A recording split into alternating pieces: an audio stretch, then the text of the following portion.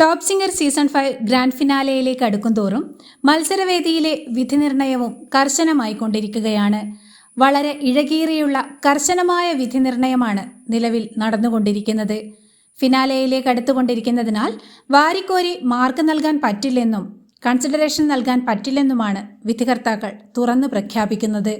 വിധി നിർണയം കടുക്കുമ്പോൾ പാട്ടുവേദിയിലെ മുൻനിര കുട്ടിഗായകർക്ക് വരെ അടിപതറുന്ന അത്യന്തം സങ്കീർണമായ മുഹൂർത്തങ്ങൾക്കാണ് ഗാനവേദി സാക്ഷ്യം വഹിക്കാൻ ഒരുങ്ങുന്നത്. ആലാപനം ഇഴകീറി പരിശോധിക്കുമ്പോൾ അമേഖിൻ്റെ പ്രകടനത്തിലെ സ്റ്റാർട്ടിംഗ് ട്രബിളും അനുപല്ലവിയിലെ പോരായ്മകളും ചൂണ്ടിക്കാട്ടുകയാണ് വിധികർത്താക്കൾ.